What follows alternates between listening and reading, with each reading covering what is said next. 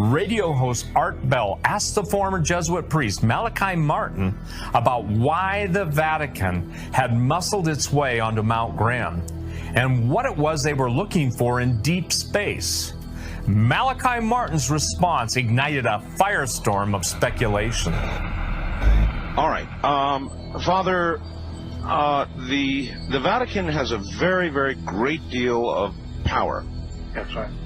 We've talked about it. They have, whether they admit it or not, a great deal of political power all around the world. Mm-hmm. One of the things that they did fairly recently was they muscled, and I do intend to use that word, they muscled their way onto a mountain in Arizona, Mount Graham, and they built an observatory on Mount Graham in connection with an Arizona university. Yes. However, the Vatican has the larger part of the control of this observatory, Yes. looking at deep space things. That's right. Now, why would they have done that, Father?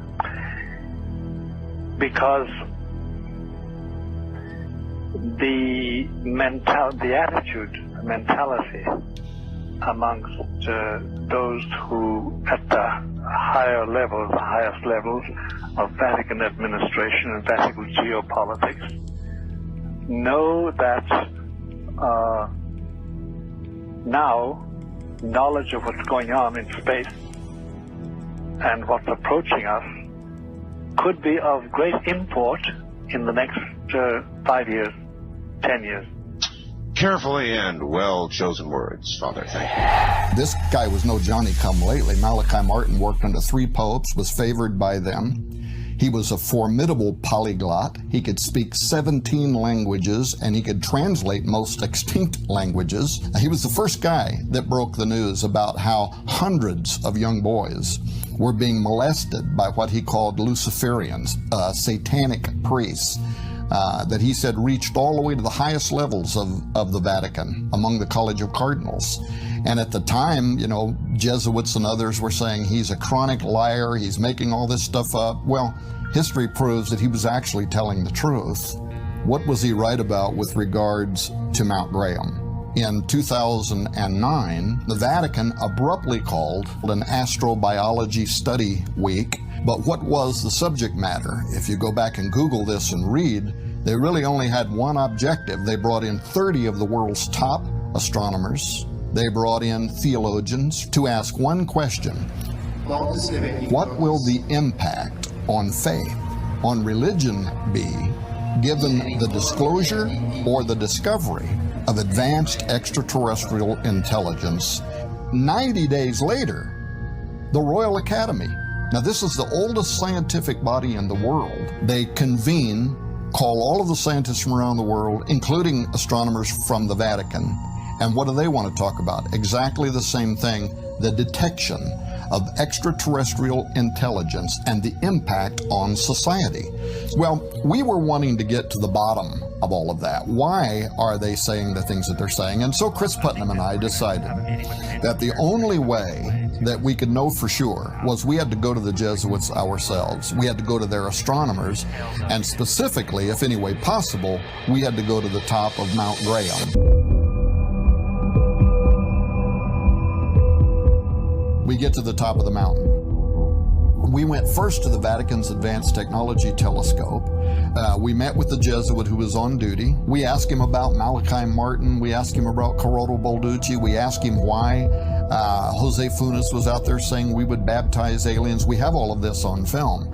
And some of his answers were astonishing, but the one that I found to be the most intriguing was when he told us that the Vatican now only uses the Advanced Telescope for one purpose, he said, and that is to monitor exo-worlds on which they believe the conditions exist for extraterrestrial life.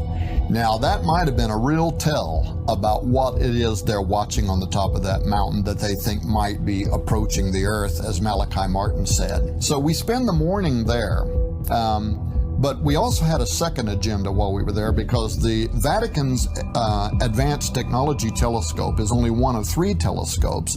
They also use the apparatus that is inside what's called the Large Binocular Telescope, which is the largest telescope in the world, and it's on the top of Mount Graham.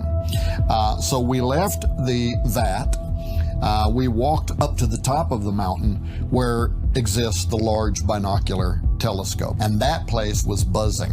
There were people everywhere in the building. There were a whole team of German astronomers who were there making adjustments to the telescope. There's a point where I think we're up 7 stories or something, and now we're looking down onto the top of the giant twin mirrors, and you see me and Chris standing there, and the engineer standing there with a laser pointer, and he points down to the middle of the twin mirrors where there's a large red device down in there, and you hear him saying, "This is the Lucifer device." And that's exactly what they call it. In fact, they lovingly call it Lucy.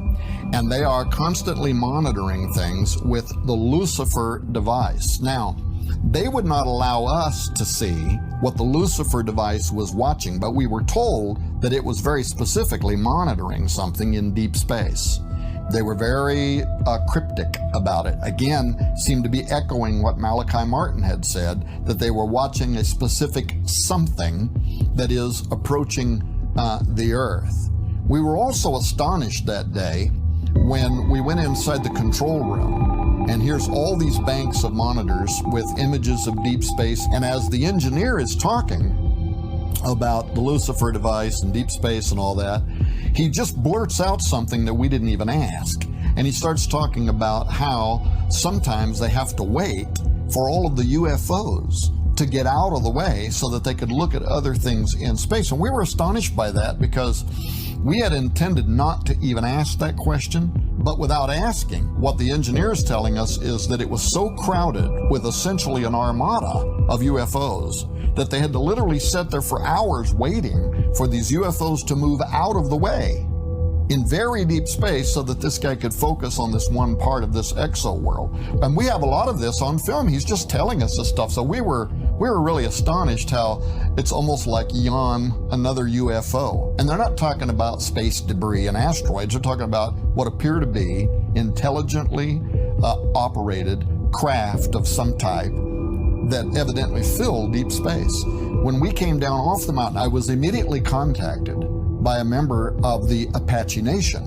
He emailed me, and he wanted me to know that the reason that the Apache did not want the Vatican and NASA and ASU on the top of Mount Graham was because Mount Graham is, for them, one of the 4 holiest mountains in all of the world. And it is for all indigenous Americans. And it is because, he said, in your language, he said, you would call this a stargate, a portal, a doorway, a strategic geographic location where, he said, entities have entered into and exited from our 3-dimensional reality since the dawn of time. Well, I got to tell you, when he said that, the conspiracy meter in my head went off the Richter scale, right? When I started thinking now about why that mountain and the Vatican. Because the Vatican has shown around the world, wherever these esoteric places are discovered, wherever metaphysical phenomenon seems to be predominant, wherever these ancient and even megalithic structures are found, they will move in, take over the land if at all possible, build facilities and churches and whatever in those very locations so that they can maintain a constant presence where these doorways, these portals have been found.